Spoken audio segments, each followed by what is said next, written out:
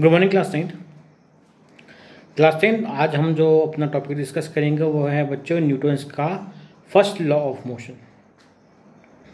Newton एक बहुत बड़े साइंटिस्ट थे।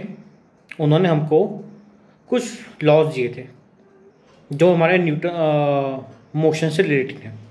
फर्स्ट चैप्टर में हमने मोशन के बारे में डिस्कस किया था, तो उस मोशन से रिलेटेड न्यूटन ने हमको कुछ लॉ दिए थे, 3 लॉ दिए थे। तो आज हम जो टॉपिक डिस्कस कर रहे हैं वो वही है Newton's first law of motion. बच्चों नीटन फर्स्ट लॉ ऑफ मोशन को बताने से पहले मैं थोड़ा सा उसका बैकग्राउंड क्लियर करना चाहूँगा। मेरे पास इस समय ये चौक है, ये पीस ऑफ चौक, इसको मैंने अपने सामने रख दिया। तुम्हारे सामने इस समय टेबल के ऊपर, बेड के ऊपर बुक पड़ी है, बुक। इवन ये जो फ़ोन है, तुमने जो फ़ोन दिख रही हो, फ़ोन रखा हुआ है तुम्हारे सामने। जब तक हम बाहर से कुछ एक्सटर्नल फोर्स नहीं लगाएंगे, ये फ़ोन वहीं का वहीं रहेगा। अगर एक बॉल रोल कर रही है तो वो कॉन्टिन्यूसली रोल करती रहेगी। कब तक? जब तक बॉल और ग्राउंड के बीच में कोई फोर्स ना लगे। तो देखा जाए तो कोई भी बॉडी मोशन में है तो मोशन में रहेगी, रेस्ट पर है तो रेस्ट पर ही रहेगी। तो बॉडी की इसी प्रॉपर्टी को, बॉडी की इसी इनेबिलिटी को, मैं अपनी लैंग्वेज में इसको बोलता हूँ इनेबिलिटी, कमी। तो बॉडी की इसी इनेबिलिटी को, इसी कमी को, मजबूरी को हम फिजिक्स के लैंग्वेज में क्या बोलते हैं? इनर्शिया बोलते हैं।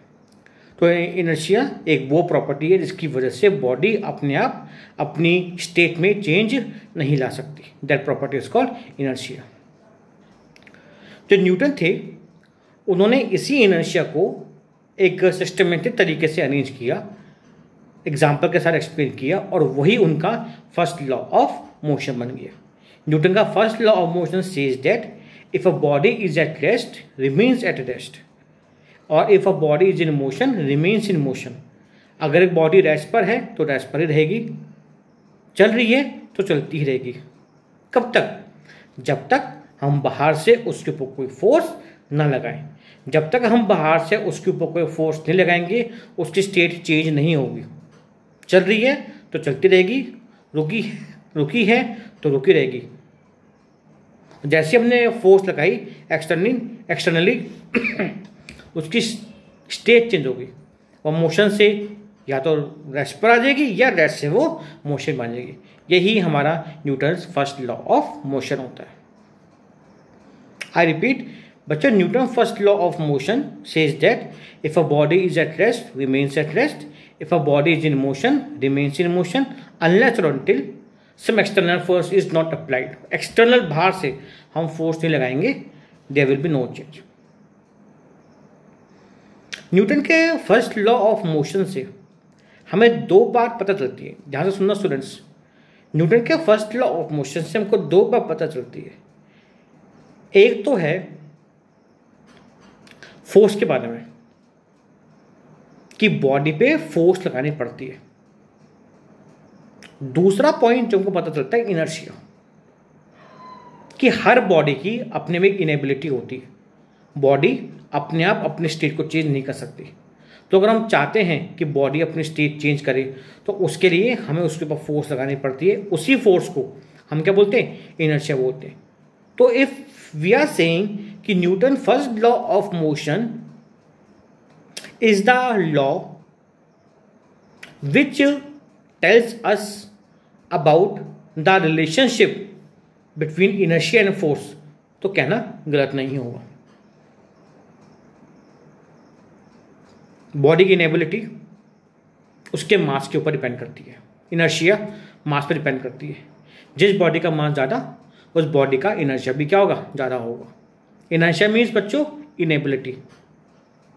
मास ज़्यादा, इनेबिलिटी ज़्यादा, हमें ज़्यादा फोर्स लगाने पड़ेगी उसको डिस्प्लेस करने के लिए। मास कम तो इनेबिलिटी भी कम, तो जो फोर्स अप्लाइड है फ्रॉम आर साइड वो भी क्या होगा? थोड़ा सा कम ही होगा। देन बच्चों इनर्शिया 2 टाइप का होता है, और हम उसको ऐसे भी समझ सकते हैं कि इनर्शिया की वजह से अगर एक बॉडी मोशन में है तो मोशन में रहेगी, अपने आप रेस्ट पर नहीं आएगी, और अगर एक बॉडी रेस्ट पर है तो रेस्ट पर ही रहेगी, अपना मोशन में नहीं आएगी। तो इसलिए इनर्शिया दो टाइप का होता है, inertia of rest and inertia of motion. If a body is at rest remains at rest, that inertia is called inertia eight rest. If a body is in motion remains in motion, that inertia is called inertia of motion. अब मैं यहाँ कुछ example explain कर रहा हूँ जो बहुत important है नॉलेज के पॉइंट ऑफ व्यू से और एग्जाम के पॉइंट ऑफ व्यू से। यू आर ऑब्जर्व्ड, तुमने ऑब्जर्व किया होगा कि जब हम 2 व्हीलर में या 4 व्हीलर में बस में बैठे हैं, सिंपल में बस रुकी है, पर जैसी बस स्टार्ट, सडनली बस एकदम से स्टार्ट होती है, जो पैसेंजर्स हैं फॉल्स बैकवर्ड, हमें पीछे की तरफ झटका लगता है। ऐसा क्यों होता है?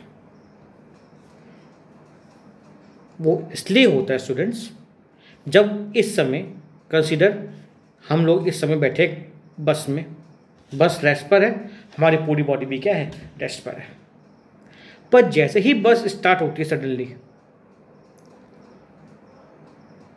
हमारा जो बॉडी का लोअर पोर्शन है, लेग्स, जो कि बस से कांटेक्ट में है, कम्स इन मोशन। जैसे ही बस स्टार्ट होती है, हमारा बॉडी का जो लोअर पार्ट है, legs, comes in motion. Legs तो मोशन में आ गया, पर जो हमारा बॉडी का अपर पोर्शन है,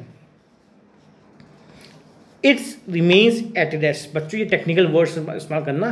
the lower portion which is in direct contact with बस और vehicle comes in motion while the upper part remains at rest। हमारा अपर पार्ट क्या, रेस्ट पर है। मार्कर है, कंसीडर ये हमारा लोअर पोर्शन है, लेग्स है, ये हमारा अपर पोर्शन है। ठीक है, समझाने के लिए बता रहा हूँ मैं। तो जो lower portion comes in motion, lower portion क्या आ गया, मोशन में आ गया, अपर पोर्शन क्या है, रेस्ट पर है। तो जो भी चीज़ मोशन में आ जाती है वो आगे की तरफ मूव करती है। कहाँ मूव करेगी, आगे को। तो लोअर पोर्शन कहाँ मूव करेगा, आगे को मूव करेगा। बच्चों जब लोअर पोर्शन आगे की तरफ मूव करेगा, देखना ये वाली चीज़ जब आगे को मूव कर रही है तो अपर पोर्शन क्या होगा, पीछे की तरफ जाएगा। हमारे लेग्स आगे की तरफ लेने की कोशिश कर रहे हैं और हमारी जो अपर पार्ट है वो वहीं पर है। तो लोअर पोर्शन आगे जा रहा है, अपर पार्ट वहीं है, तो हम हल्के से क्या होगा, पीछे की तरफ हमको झटका लगेगा। इसका एक उल्टा एग्जाम्पल और है, एक एग्जाम्पल और है। If a moving vehicle, bus और train, stop suddenly, the passenger falls forward. गाड़ी रुकती है, अचानक से ब्रेक लगता है, हम आगे की तरफ गिरते हैं। ऐसा क्यों होता है, उसके लिए फिर वही ध्यान देना। जब हमारी व्हीकल मोशन में है, हमारा बॉडी का पूरा पार्ट मोशन में है। जैसे ही व्हीकल स्टॉप्स, व्हीकल रुक जाता है, लोअर पोर्शन जो कि कांटेक्ट में है बस के, comes at rest. Technical word, listen carefully, comes at rest. ये क्या होता है, रेस्ट पर आ जाता है। व्हाइल, जबकि upper portion remains in motion. जो अपर पोर्शन है अभी भी क्या है, मोशन में है। एज ए रिजल्ट भाई ये क्या है, रेस्ट पर आ गया तो रुक जाएगा। पर अपर पोर्शन, गाड़ी रुक गई ना, तो लोअर पोर्शन रेस्ट पर आ गया, पर अपर पोर्शन अभी भी क्या है, मोशन में। तो ये मोशन में है, तो ये कहाँ मूव करेगा, आगे की तरफ मूव करेगा, ऐसे मूव करेगा। एज रिजल्ट हमें आगे की तरफ झटका लगता है। वन मोर एग्जाम्पल स्टूडेंट्स, तुमने ऑब्जर्व किया होगा कि जब हम कोई ब्लैंकेट या बेडशीट झाड़ते हैं तो उसमें धूल निकलती, धूल के पार्टिकल्स निकलते हैं, 10 पार्टिकल्स बाहर निकलते हैं। क्यों निकलते हैं 10 पार्टिकल्स बाहर? बहुत बड़ा मोटा ब्लैंकेट है, भारी ब्लैंकेट है, तो हमारे लिए पॉसिबल नहीं कि उसको हम हाथ से झाड़ें। हमने क्या किया, उसको एक तार पे हैंग किया, रस्सी पे हैंग किया, उसको डंडे से पीटा, कारपेट को पीट रहे हैं, कारपेट मोटा होता है, तो कारपेट को पीट रहे हैं तो उसमें से 10 पार्टिकल्स बाहर निकलते हैं। ऐसा क्यों होता है? उसके लिए हमने एक्चुअल में बीट किया कारपेट को।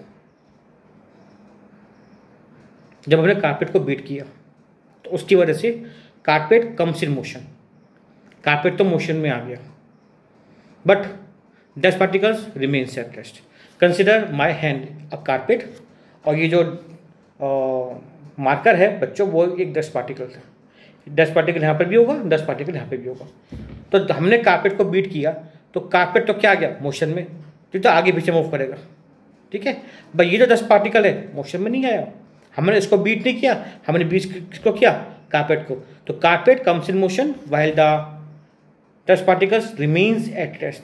एज ए रिजल्ट जब 10 पार्टिकल आगे पीछे मूव करेगा तो स्टूडेंट देखो, जब 10 पार्टिकल आगे पीछे मूव कर रहा है तो 10 पार्टिकल वहीं पर है, वो नीचे गिर जाते हैं, वो कारपेट से या ब्लैंकेट से बाहर निकल के आ जाते हैं। तो ये कुछ एग्जांपल्स थे, 3 एग्जांपल थे, बहुत और एग्जांपल्स भी हैं। इनर्शिया बॉडी की इनेबिलिटी है, मास पर डिपेंड करती है। मास ज़्यादा तो इनर्शिया ज़्यादा, मास कम तो इनर्शिया कम, मास ज़्यादा इनर्शिया ज़्यादा, फोर्स भी हम ज़्यादा लगाएंगे। बच्चों एक एग्जांपल और बता रहा हूँ मैं।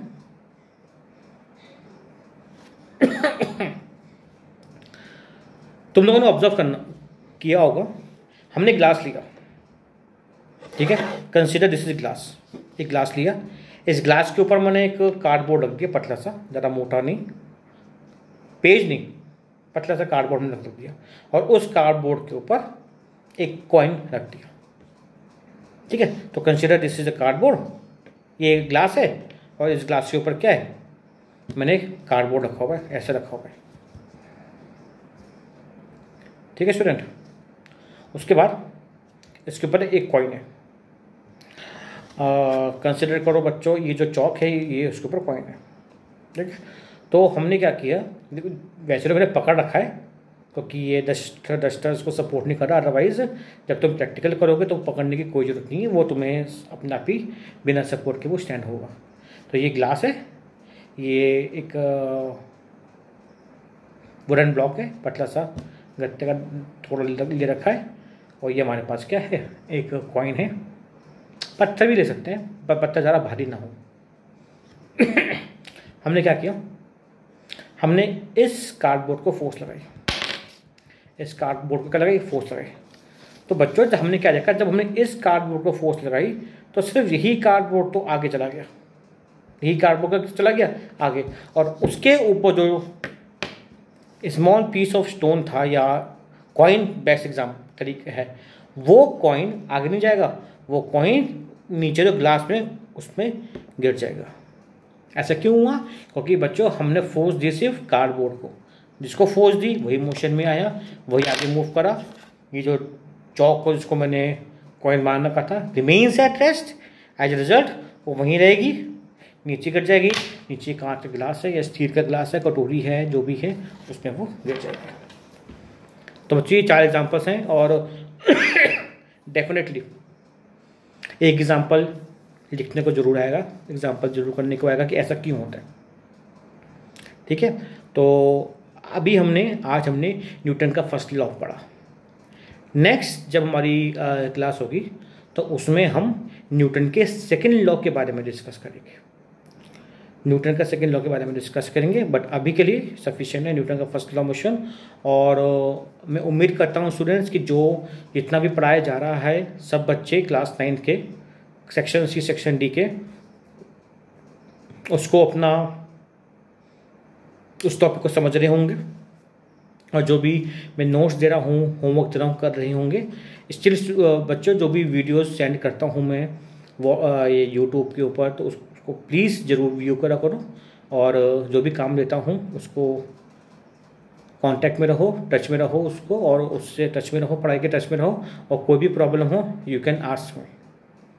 ठीक है, तो मुलाकात होती है नेक्स्ट डे बुधवार को। You will be getting some work related to your topic.